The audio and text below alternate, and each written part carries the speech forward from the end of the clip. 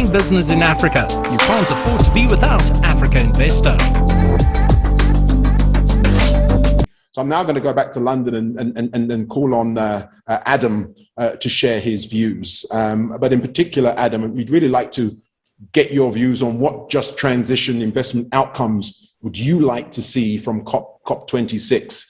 And then, of course, just as everyone else has, you can weigh in on the 100 billion transition and adaptation finance question. And please close out with those three very specific priority areas. Adam does so much, ladies and gentlemen. I can't even begin to tell you. So you won't go into his profile now, but just know that this is a very strong ally for our work in Africa and providing great leadership amongst the institutional investment community. Over to you, Adam.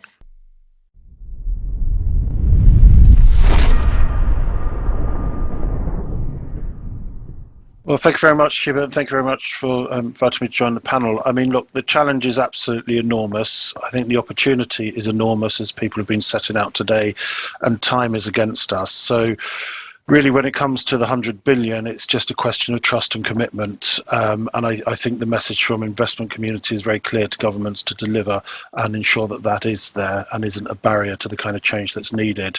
I mean, in terms of three practical things, and I do actually think the three messages I would say is practical from the way that we need to approach it from the investment community, particularly in Europe. We need to rapidly develop the practical tools to understand national transition plans of countries in Africa, really to be able to understand how nationally determined contributions are going to be delivered and the finance that's needed to unlock it, and how the work that you're championing, Hubert, will really enable that.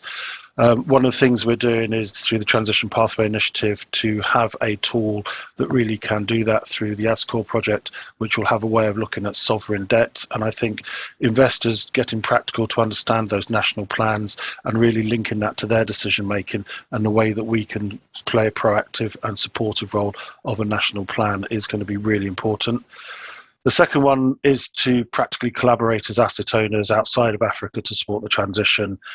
We really need to roll up our sleeves. We need to get much more proactive. And I think, picking up on Marcus's point, that really there's much more effective ways for us to join forces outside of Africa to support the transition that you've all been discussing this morning. You've got Stephanie Pfeiffer from the Institutional Investors Group on Climate Change speaking at the end of this. That kind of institution can play a very effective, practical role, convening, looking at the kind of ways in which we can converge collective interest in supporting the transition. And I think there's a lot more we need to do there, but also in how we can repurpose organisations like the World Bank and regional development banks to assist in the mission that you've set out, Hubert. And I suppose the third one really is we need to ensure that we practically support not only the new green infrastructure, but acknowledge the need to support a just transition from existing fossil-based assets and how this can be transitioned at pace. Keen not to see difficult assets washed out of public markets, but genuinely supported and owned through the transition, particularly in countries like South Africa, where we really need to see close alignment to that understanding of the National Transition Plan, and at the same time, the need to have confidence as investors that we can own difficult assets that are currently provided energy that's essential, but that will ultimately need to be transitioned as the new energy and funding for the new solutions comes online. And so those two things need to be managed practically in tandem. And I think investors need to really be bold and committed enough to see that as part of the bigger picture and work together to ensure that communities and workers aren't equally left behind. So those are the three sort of suggestions. We're very committed to playing our part, working with other investors, and really support the mission of everybody that's been speaking on this call. So looking forward to further collaboration.